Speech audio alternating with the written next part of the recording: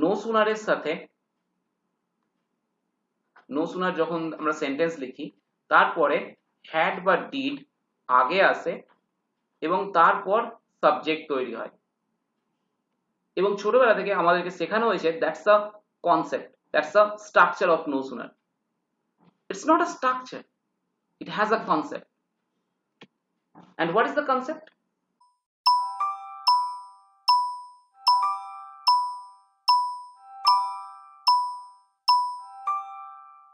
আজকে আমরা কথা বলবো সাবজেক্ট ভার্ব এগ্রিমেন্ট নিয়ে।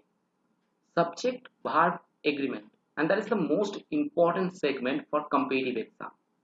প্রত্যেকবার বিসিএস এবং সমস্ত কম্পিটিটিভ এক্সামে সাবজেক্ট ভার্ব এগ্রিমেন্টের উপর কনফার্ম কোশ্চেন থাকে। আজ আমরা এটাই শিখবো যে how to make that subject verb agreement very much easy. English ল্যাঙ্গুয়েজে subject, verb and object, these are the three pillars. If you know what is the function of these three things, of course you know the English very well.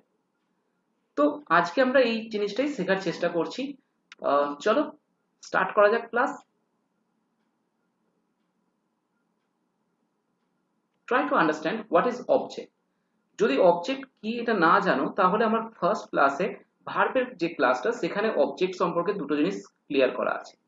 Object একটা ভার্বিয়াল object হয়, আর একটা যেটাকে বলা হয় prepositional object. These are the two things that is divided into object. অবজেক্টকে এই দুটো ভাগে ভাগ করা হয়। One is verbial, another is prepositional. Prepositional object কি? প্রিপোজিশনের পরে তুমি যে নাউন বা প্রোনাউন ইউজ করছো that is called prepositional object. ভার্বিয়াল object কি? ভার্বকে তুমি হোয়াট বা হোম দিয়ে যদি কোশ্চেন করো তাহলে অফকোর্স যে আনসার আসবে that is called verbal object. Okay, এবার একটা জিনিস বোঝার আছে, সেটা হচ্ছে সাবজেক্ট ভার্ব এগ্রিমেন্টে এগ্রিমেন্ট সবসময় সাবজেক্টের সাথে ভার্বের হয়। Object cannot be the subject of this sentence. So এই কনসেপ্টটা প্রথম একটু বুঝে নাও, তারপর আমরা শুরু করছি আমাদের নেক্সট টপিক। এই তিনটে সেন্টেন্সে একটা জিনিস আমি ক্লিয়ার করার চেষ্টা করেছি, সেটা হচ্ছে subject and predicate. My father is the subject, whereas has arrived home it is the predicate. My father K subject বলা হয় আর এটাকে প্রেডিকেট বলা হয়। এটা আমরা সবাই জানি, ছোটবেলা থেকে পড়ে এসেছি। বাট আমি এখানে কি শেখাতে চাইছি, আমি যেটা শেখাতে চাইছি সেকেন্ড সেন্টেন্সে সাবজেক্ট দেখো দুজন আছে। Okay, my father and my brother. তো এটাকে বলা হয় কম্পাউন্ড সাবজেক্ট। আমি এই টার্মস গুলোকে এই জন্য ইউজ করছি কারণ এই টার্মস গুলো নিয়ে পরে আমি সেন্টেন্সে লিখবো। So this is called compound subject. আর এখানে একটাই মাত্র প্রেডিকেট আছে, that is called single predicate.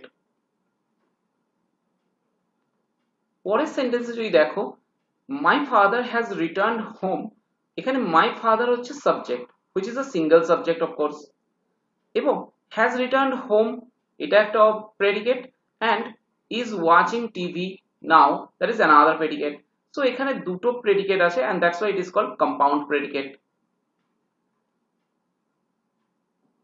যদি এটা বুঝতে পেরে থাকো তো পরের চ্যাপ্টারে এসো। আমি এই পিপিটিটা এমনভাবেই তৈরি করেছি যাতে প্রত্যেকটা স্টুডেন্ট খুব ভালো করে বুঝতে পারো যে সাবজেক্ট ভার্ব এগ্রিমেন্ট জিনিসটা কি। প্রথমে যেটা রেড কালিতে লেখানো আছে that is actually subject verb agreement and it's concept. প্রথম কনসেপ্ট হচ্ছে verb are used according to subject, not subject according to verb. That means সবসময় সাবজেক্ট ওয়াইজ ভার্ব হবে, কখনোই ভার্ব ওয়াইজ সাবজেক্ট করতে যেও না। তার মানে অনেক সময় কারেকশন প্রোভাইডেড হয় তোমার কাছে, দেখবে আমি একটা সেন্টেন্স বলছি, ধরো দ্য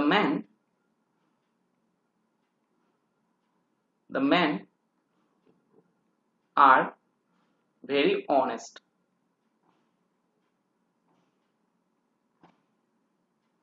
এবার যদি এটা পরীক্ষায় থাকে তো অনেক স্টুডেন্টের এটা মনে হয়, রাদার আমি তো ফিল করেছি বেশ কিছু স্টুডেন্ট এটা বলে যে we can change the word are into is. কোনটা করব, আর কে ইজ করব না ম্যানকে মেন করে দেবো? এই কনসেপ্টটা বোঝানোর জন্যই আমি এই সেন্টেন্সটা লিখেছি। এটা অলওয়েজ সাবজেক্টের উপর ডিপেন্ড করে ভার্ব হয়, ভার্বের উপর ডিপেন্ড করে কখনোই সাবজেক্ট হতে পারে না। ওকে, সো অফকোর্স তোমাকে এখানে আর কেটে ইজ করতে হবে, ম্যান কেটে মেন কখনোই করতে পারো না। Now come to this point, the person whom I met in the park were waiting for someone. তো এটা তো সবাই বুঝতে পারছো যে এটা ভার্ব এখানে, আর তার সাবজেক্ট হচ্ছে দ্য পার্সন। এবার পার্সন সিঙ্গুলার আছে, তো এখানে ওয়্যার কে ওয়াজ করবে না, পার্সন কে কেটে সেখানে পিপল করে দেবে। if you go by this concept, of course person is the subject, so subject wise verb করো was। পরের কোশ্চেনটার আনসার তোমরা আমাকে কমেন্ট বক্সে লিখে জানাও। চলো গো ফর দ্য নেক্সট। এটা ঠিক যে সাবজেক্ট ওয়াইজ ভার্ব হয়, ভার্ব ওয়াইজ সাবজেক্ট কখনোই হয় না, কিন্তু লজিক ম্যাটার করে। লজিক ম্যাটার এই জন্য বলি কারণ দেখে অনেক সময় মনে হতে পারে যে হি কিল্ড মি সেন্টেন্সে গ্রামাটিক্যাল কোনো মিস্টেক নেই, but that is a incorrect sentence.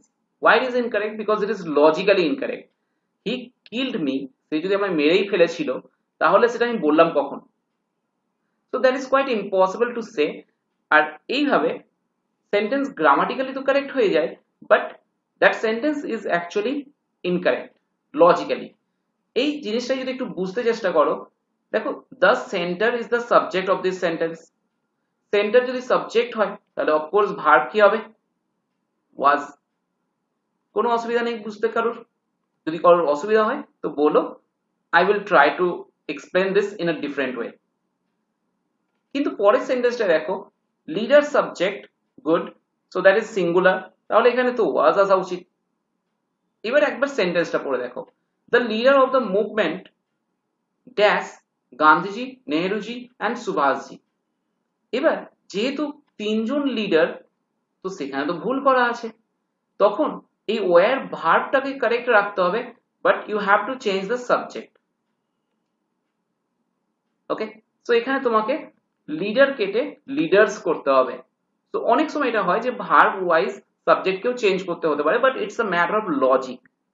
Okay, 3 number সেন্টেন্সটার আনসার তোমরা লিখে আমায় জানাবে কমেন্ট বক্সে।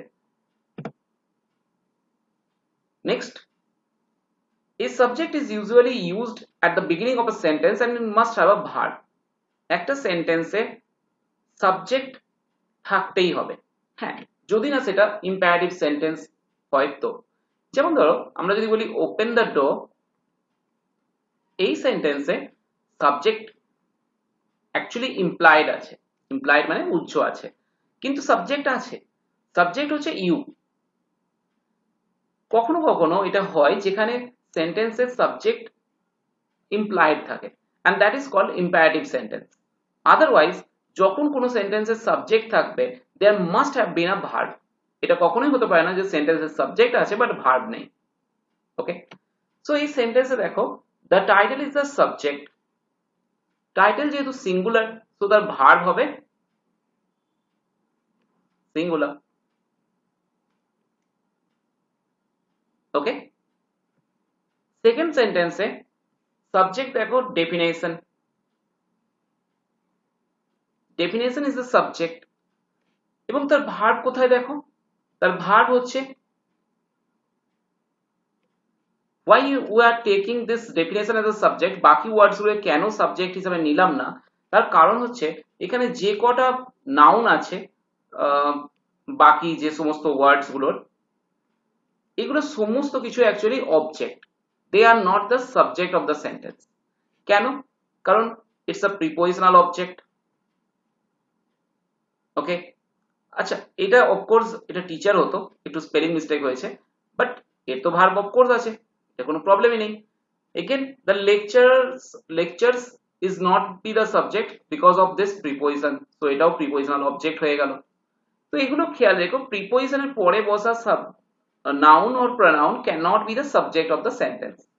ওকে, তো ডেফিনেশন সাবজেক্ট সিঙ্গুলার ওয়াজ করে দাও।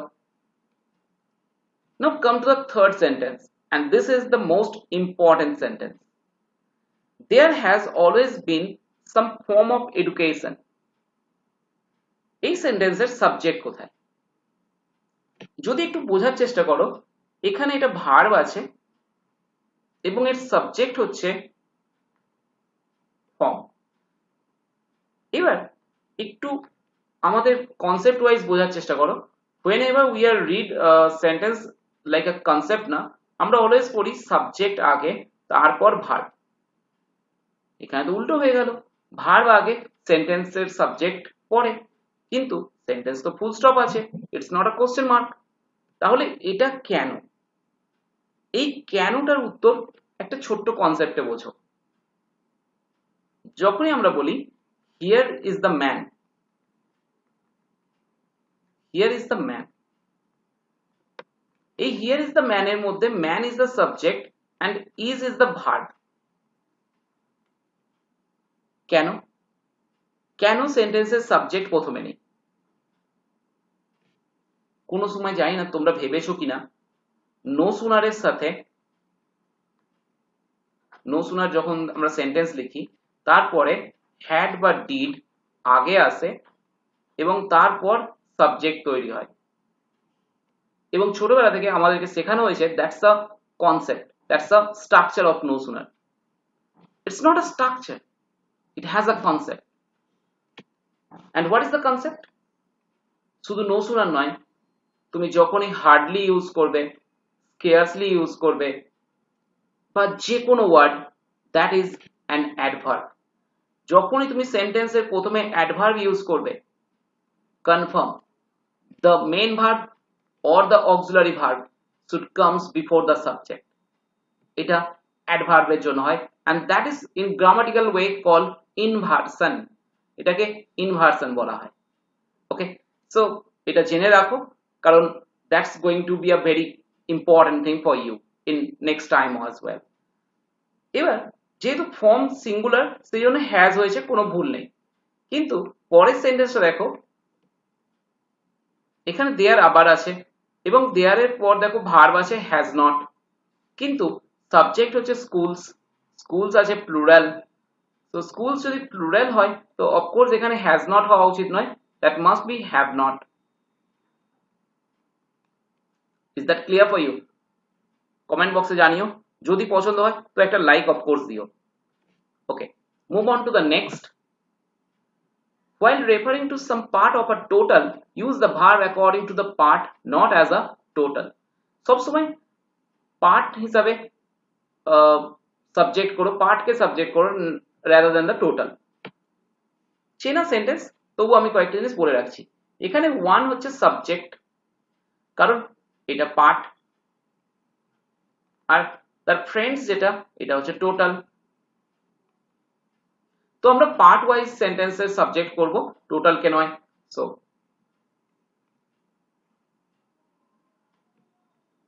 বাকি কোশ্চেনগুলো এইভাবেই তোমরা করতে পারবে। মেনি প্লুরাল আছে, এখানে প্লুরাল করো।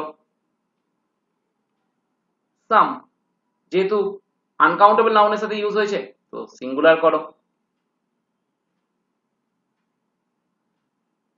সাম যেহেতু কাউন্টেবল নাউনের সাথে ইউজ হয়েছে তো প্লুরাল করো।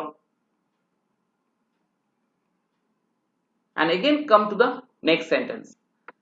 এই কোশ্চেনগুলো পরীক্ষায় আসে, প্রথম চারটি যে কোশ্চেন, এগুলো কনসেপ্ট বিল্ড আপ করতে সাহায্য করে। The next sentence, which is the number 5 sentence, that is actually comes in your exam. Now half of the player were struggling against the off spinner. এবার ব্যাপারটা হচ্ছে, যখনই তোমার কাছে half of, plenty of, some of বা 1/3 of বা 2/3 of, 1/3 of বা 2/3 of, যখনই এই ফর্মে থাকবে, 2/3 3/4 যাই বলো, তখন অলওয়েজ জানবে that subject must be plural. এরপরে সাবজেক্ট অফকোর্স প্লুরালে আসবে যদি সেটা কাউন্টেবল নাউন হয় তো। এবার যেহেতু এখানে প্লেয়ার আছে, দ্যাট ইজ ইন সিঙ্গুলার, তো এটাকে প্লুরাল করে দাও। Where is correct. Okay, so one of, each of, either of, some of, plenty of, half of, 1/3 of, 2/3 of, এই সমস্ত ওয়ার্ডস গুলো তার সাথে সাবজেক্ট প্লুরাল নেয়। ওকে, প্লিজ খেয়াল রেখো এই ওয়ার্ডস গুলো। যদি ওয়ার্ডস গুলো জানতে চাও আমাকে একবার কমেন্ট বক্সে লিখে দিও, আমি আমার টেলিগ্রাম চ্যানেলে এগুলো প্রোভাইড করে দেবো। Okay, move on. don't use verb according to the appositives. What is an appositives? Appositives মানে কি হয়, যেটা তার সম্পর্কে বলা হয়, এটা সাবজেক্ট। দেখো এই জিনিসটা সাবজেক্টের সম্পর্কে বলা হয়েছে, এটাকে বলা হয় appositives.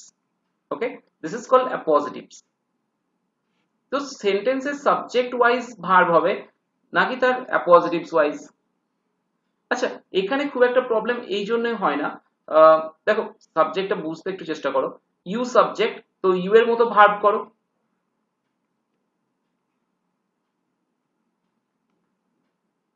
সেকেন্ড সেন্টেন্সে দেখো, I his best friend, his best friend is the appositive, I is the subject, তো আই যদি সাবজেক্ট হয় তার মতো ভার্ব করো। অ্যাপোজিটিভ অনুযায়ী কোনোদিন ভার্ব হবে না। Don't use verb according to the compliments. Compliments যদি মানেটা বোঝার চেষ্টা করো যে কমপ্লিমেন্টস কি হয়, তাহলে দেখো হি ইজ আ পোয়েট, এখানে দেখে তো মনে হবে পোয়েটটা অবজেক্ট, বাট ভেবে দেখো এখানে poet is not a different person. হিটা যে সাবজেক্টটাকে ডিনোট করছে, সেই এ পোয়েট কিন্তু এই হিকেই ডিনোট করছে, মানে এ পোয়েট হি সম্পর্কেই বলছে। তো এখানে না এ পোয়েটকে কমপ্লিমেন্ট বলা হয়। কেন বলা হয় জানো? যখনই তুমি কোনো be verb use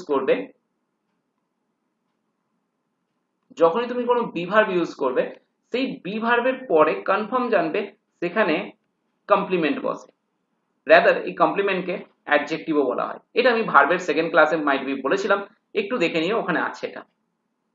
now his parents, এটা সাবজেক্ট, হিজ অনলি উইকনেস এটা কমপ্লিমেন্ট। তাহলে ভার্ব কোনটার মতো হবে?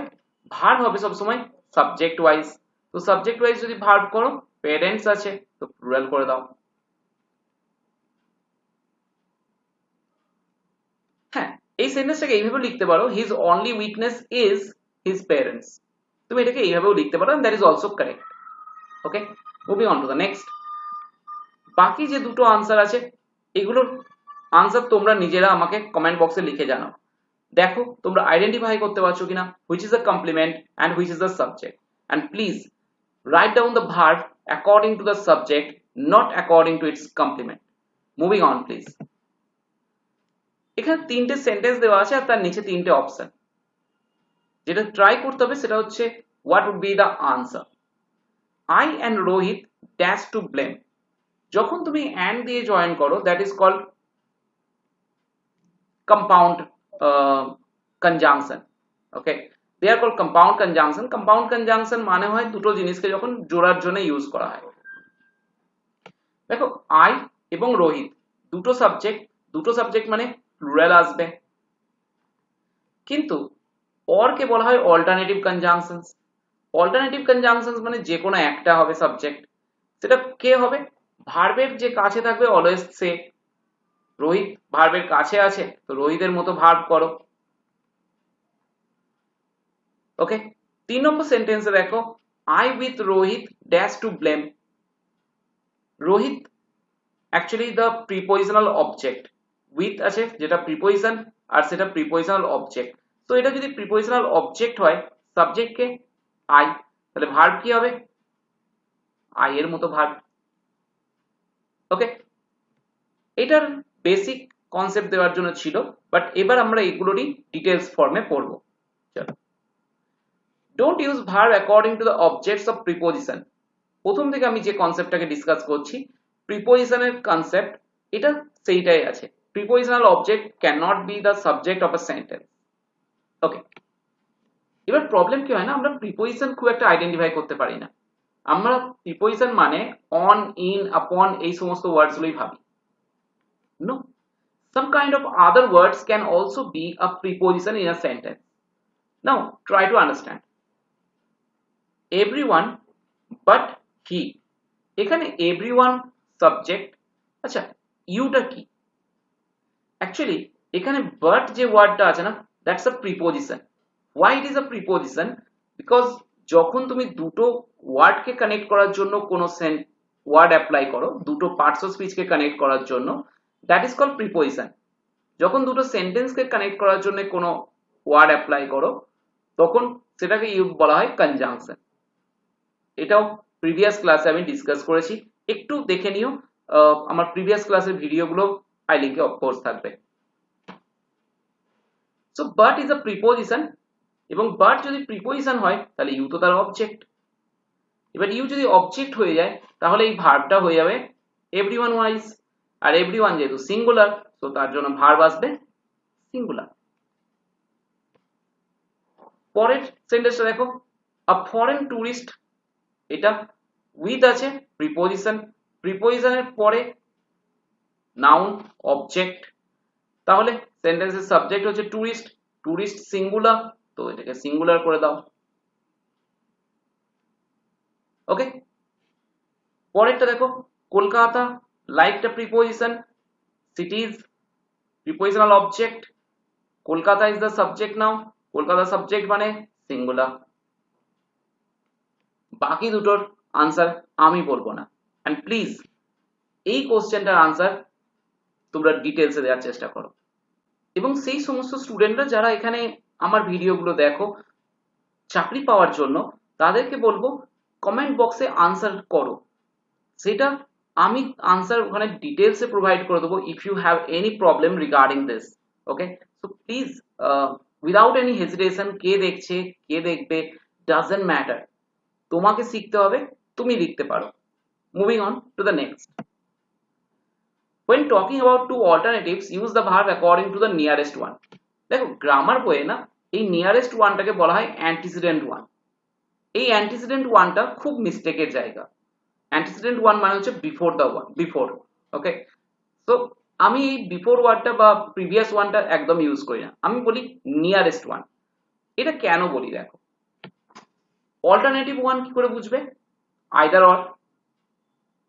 এবার যখনই তুমি আইদার অর ইউজ করছো তার মানে তুমি কোন অল্টারনেটিভটার অনুযায়ী সেন্টেন্সের ভার্ব তৈরি করবে, যেটা ভার্বের নিয়ারেস্ট আছে। ভার্বের নিয়ারেস্ট কে আছে, হি, তাহলে হি এর মতো ভার্ব করো।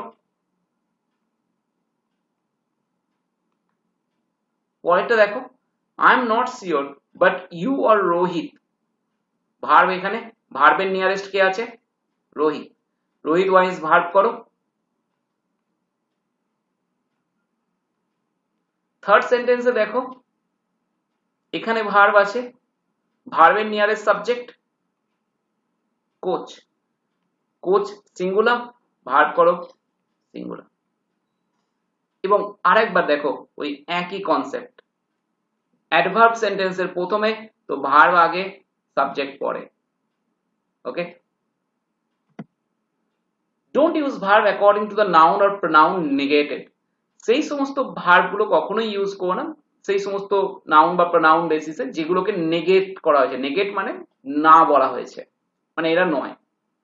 দেখো নট অনলি মাই প্যারেন্টস, তাহলে নট অনলি নেগেট করছে, কাকে নেগেট করছে, মাই প্যারেন্টস কে, তাহলে এটা কখনোই সাবজেক্ট হবে না, তাহলে সাবজেক্ট কে হবে, যে নেগেট হচ্ছে না, ব্রাদার, তাহলে ব্রাদার ওয়াইজ যদি ভার্ব করো ভার্ব হয়ে যাবে সিঙ্গুলার।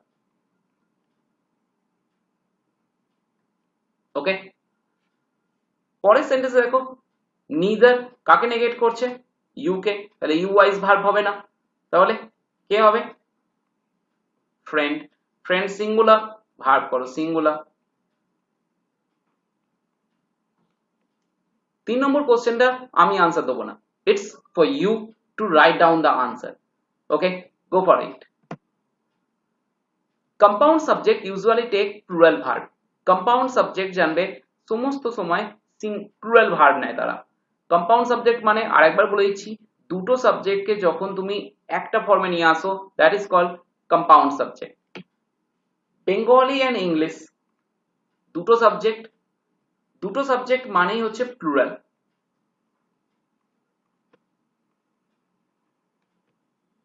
কিন্তু পরেরটা দেখো, নো সিটি, নো সিটি মানে জিরো, নো ভিলেজ মানে জিরো, তাহলে জিরোকে প্লাস করো তো জিরোই আসবে। ভেবে দেখো, আমি যখনই গ্রেটার দেন ওয়ান বলি না তার মানে হচ্ছে এটা plural, greater than one means plural. Okay, কিন্তু যদি স্মলার দেন ওয়ান বলো তাহলে সেটা অলওয়েজ সিঙ্গুলার। এবার সেটা খেয়াল রাখতে হবে তোমাকে যে তুমি স্মলার দেন ওয়ান বলছো না গ্রেটার দেন ওয়ান বলছো। 1 or smaller than 1 is always singular. তো no city মানে 0, প্লাস আছে and মানে plus, no village, that is also 0. So 0 plus 0 is equal to 0, that is singular. ওকে, 3 নম্বরটা তোমরা করো, আমি 4 নম্বরটায় আসছি। the actor and singer, that means যে actor সেই singer, তাহলে একটাই পারসন। কিন্তু যদি এখানে এরকম থাকতো the actor and the singer, তাহলে হয়ে যেত দুটো আলাদা person and of course that would take the plural verb. ওকে, চলো next. the actor and actress, এই আনসারটা তোমাদের কাছে আমি প্রোভাইড করে রাখছি, please write down the answer of this. Okay, এটা খুব ভালো কোশ্চেন আছে, দেখো বুঝতে পারো কিনা। Next, simple subject take singular verb. Simple subject মানে আমি আবার বলেছি, সিম্পল সাবজেক্ট বা সিঙ্গেল সাবজেক্ট মানে হচ্ছে একটাই সাবজেক্ট। ওকে, দেখো the hare and the tortoise, দেখো এখানে হেয়ার এর এইচ বড় হাতের, টর্টাইজ এর টি বড় হাতের, তার মানে ইট is the name of a story, actually it is the name of a story. এরকম কোটেশন দেবে না, কনফার্ম দেবে না, যেহেতু এটা স্টোরি নেম তো এটা সিঙ্গুলার। আমি জানি কোন একটা মেটেরিয়ালে ছিল অ্যারাবিয়ান নাইটস, আমি দিয়ে রেখেছিলাম the Arabian Nights. The Arabian Nights it is the name of a story. Okay, so of course তার সাথে সিঙ্গুলার আসবে, নাইটস ওয়াইজ কখনো প্লুরাল করে ফেলো না। Okay, next, the hare and the tortoise, এটা বোঝার চেষ্টা করো, এখানে দ্য হেয়ার আলাদা জিনিস, দ্য টর্টাইজ আলাদা জিনিস, and it's not a story, কারণ তাহলে টিটা আর এইচটা বড় হাতের আসতো। সো এ তো প্লুরাল হয়ে গেল, ডাবল ডেফিনাইট আর্টিকেল আছে, that means they are two different person, two different thing, and that's why the verb is plural and it is correct. Okay, পরেরটা দেখো, bread and butter has been my favorite breakfast since my school days. ছোটবেলা থেকে এই সেন্টেন্সটাই পড়ে আমরা বড় হয়েছি। bread and butter it is not a two different thing, কারণ আমি যখন এটাকে খাবার হিসেবে দেখছি তখন দুটো একসাথে হয়ে যাচ্ছে, and of course that's why this one is correct. কিন্তু পরের সেন্টেন্সটা দেখো তো, bread and butter have been exempted from taxes, এখানে ব্রেড এন্ড বাটার কে দুটো আলাদা জিনিস হিসেবে দেখানো হয়েছে। কেন দুটো আলাদা জিনিস? কারণ এখানে তুমি দেখতে পাচ্ছ ট্যাক্সেস আছে, ট্যাক্স থেকে মুক্তি দেওয়া হয়েছে এবং ট্যাক্সের প্লুরাল ফর্ম এসেছে এই কারণে, and that's why of course দুটো জিনিসকে যেহেতু আলাদাভাবে দেখা হচ্ছে, of course it would be in plural form. The next question is for you, please try to give the answer. The next sentence, when adjective preceded by a definite article refer to the class, so takes plural verb with it. যখনই তুমি কোনো adjective এর সাথে definite article use করবে, it is an adjective, তার সাথে definite article use করছো, definite article use করলে confirm it is talking about a class rather than a single person. যেহেতু এটা ক্লাসকে describe করছে, কমিউনিটিকে describe করছে, so of course it would be a plural one. ওকে, পরের দুটো তোমরা নিজেরা ট্রাই করো। আমি বারবার বলছি তোমাদের ট্রাই করার জন্য যেগুলো দিচ্ছি সেগুলো অফকোর্স ট্রাই করো। যদি তোমার মনে হচ্ছে কমেন্ট বক্সে লিখতে তোমার কোনো রকম ভাবে গিলটি ফিল হচ্ছে বা ভাবছো কে কি ভাববে না ভাববে, I am telling you there is no way. আর আমি এটা খুব মনে করি, সেটা হচ্ছে সন্ন্যাসী, ভিখারি এবং স্টুডেন্ট, এই তিনজনের কোনো সম্মান থাকা উচিত নয়। when you are getting a job না, yes everyone will admire you, আমি আমার স্টুডেন্টদের তুই বলি, যেদিন তারা চাকরি পেয়ে যায় আমি সবাইকে তুমি বলি, and that's my point of view. Go for it. Now the committee has some differences on this particular matter. এবার খেয়াল করো এখানে this আছে, this particular matter, তাহলে দেখে মনে হবে সিঙ্গুলার, কিন্তু ডিফারেন্সেস বলে দিয়েছে, ডিফারেন্সেস মানে আলাদা হয়েছে। কমিটি কালেকটিভ নাউন, যারা নাউনের চ্যাপ্টার পড়োনি তাদেরকে আমি পরে যখন পড়াবো তখন আরো ভালো করে বলে দেবো, it's a collective noun. Collective noun যখন ডিভাইড হয় না তখন অফকোর্স তার সাথে প্লুরাল ফর্ম আসে। কালেকটিভ নাউন যখন সিঙ্গুলার ভাবে ইউজ হয় তখন সেটা অফকোর্স অ্যাজ আ হোল যখন ইউজ হয় তখন of course it will take a singular verb, otherwise যখন এটা ডিভাইড হবে তখন of course it will take a plural verb. পরেরটা তোমরাও ফিল আপ করো। And this much for today. আজকের ক্লাসে এরা পড়লে subject verb agreement. In my next class you would going to be subject verb disagreement. কোথায় কোথায় সাবজেক্ট ভার্ব এগ্রি করে না